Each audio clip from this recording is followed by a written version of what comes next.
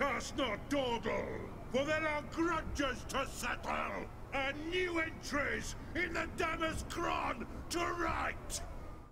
Howdy, howdy, Stu Devil here, and welcome to the first online ladder battle I had against the Vampire Ghost.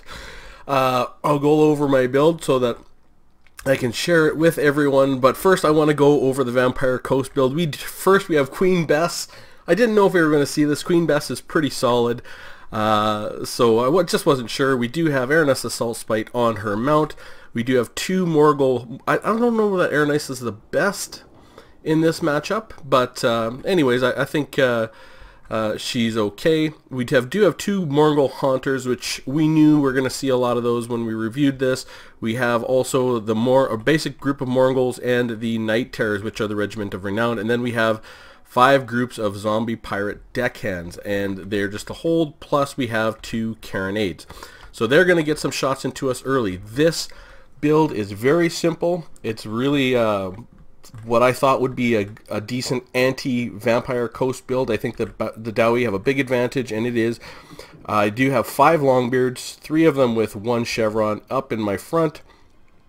They are all immune to psychology, and I do have 6 Bugman's Rangers, and they are all chevroned up 1 chevron, I believe, 1 with 2. And I have the Dragonback Slayers in the back for anything big. I do have the Grumbling Guard for the armor piercing and the vigor aura. I have a Rune Lord, and he does have Master Rune of Wrath and Rune and a Rune of Negation for the 44% damage resistance. And I do have a Runesmith, and he has, let's see if we can get him. He has the Hammer of Carrick Draws, which is amazing. Minus 44 melee attack, minus 25% weapon damage for 50 seconds. He does have the Rune of Wrath and Rune, and he does have the Master Rune of Groth One Eye for that plus 8 leadership. Now, let's get this going. So we're going to take some shots right away from Queen Bess, and Queen Bess does a ton of damage. Here, this is unbelievable. When I got hit with this, I'm like, oh my god. Boom! Look at that. 15 models gone, but it is the Bugman's Rangers, so they are going to be able to come back. All I want to do at this point is I just want to engage. I'm just giving my guys separate orders. I'm getting them up here, and now I'm giving them orders to go and engage on the zombie pirate deckhands. I do want to get Aranus Assault Spite, so I'm going to wait till I'm all in range, and then I'm going to get all of my Bugman's Rangers to attack her. There we go. There's the attack order. We'll see if we can get some shots in. I still have not seen the Morgul Haunters. As soon as I see them, I'm going to change full-on attack to them. They do have some missile resistance. I can't remember what it is. It's not awful. Let me see. Morgul Haunter, 30% missile resistance. So they're coming into my lines.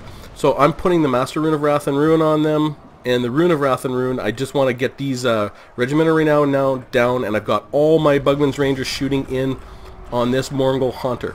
And look at how fast they don't have any armor, but we are just absolutely devastating that Morgul Haunter, and he's going to try and get him out of the front line, try and get him away, but there's nothing he's going to be able to do.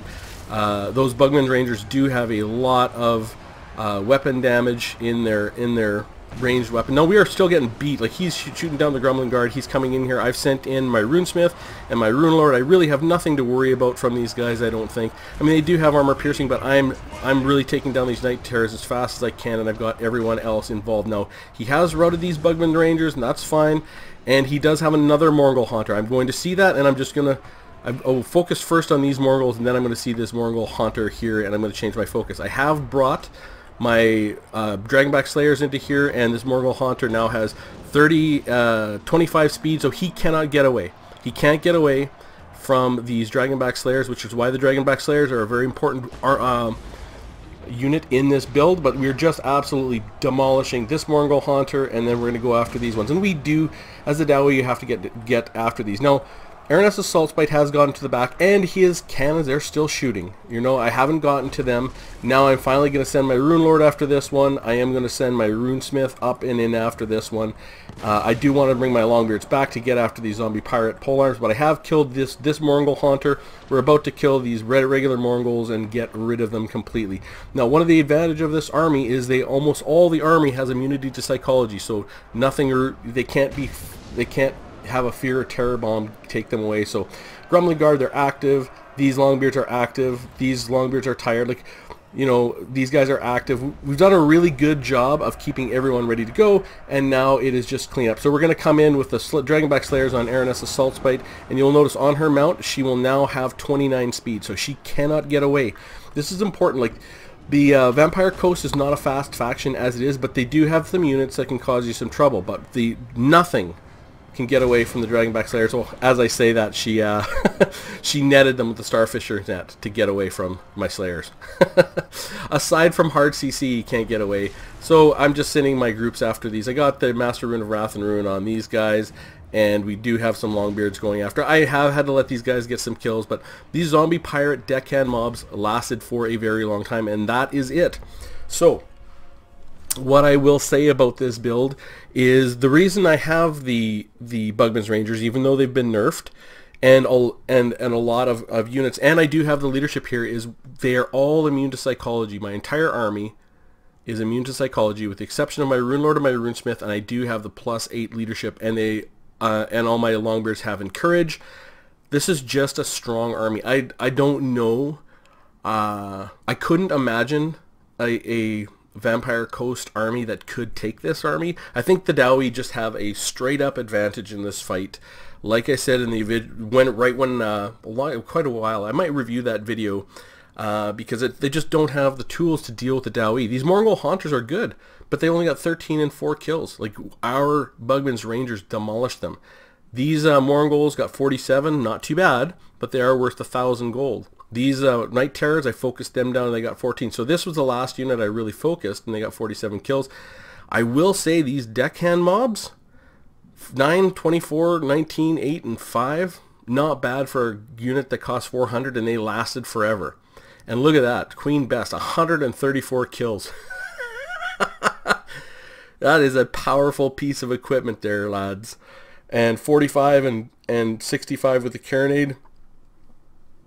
It's one of those things, right? Like, you could set yourself up for an anti-Queen Best build with some cannons and stuff like that if you like.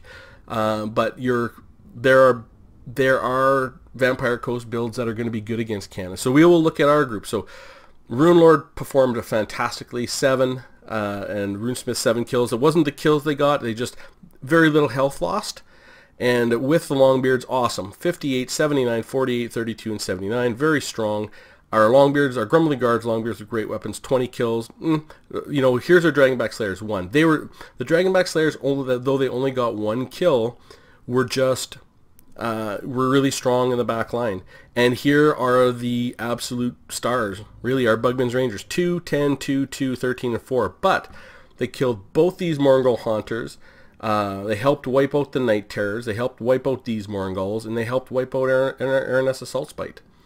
Like, really, their entire leadership and all their most expensive units, with the exception of the back line, the Bugman's Rangers, were awesome. And he could take his Mongol Hunters in there. They cause fear and terror, but the Bugman's Rangers are immune to psychology, which is why they're so strong in this matchup. I definitely would encourage you to play with this sort of build. I think you can actually do a ton of different builds with the Dowie against the Vampire Coast, because the Vampire Coast just don't have the tools to deal with the Dowie. Like I said before, it is a definite advantage in this match, and everything else I've seen too is showing that the Dowie have a big advantage. Not that they can't be beat. You can certainly always be beat no matter what, but I'm telling you, this build here, you know, very, very solid.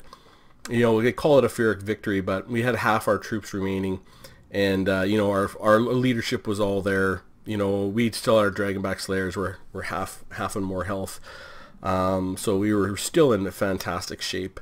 And you know, I'm going to do some testing. Anyways, love to hear from you down in the comments. Have you played against the Vampire Coast yet? What builds have you used? What have you had success with? How do you think this build does stack up, and how do you think the Vampire Coast stacks up? Have you played the Vampire Coast against the Dowie and had success? I'd be interested to see what kind of units you've used so I can do some testing against them. So, love to hear from you in the comments, and I will see you soon.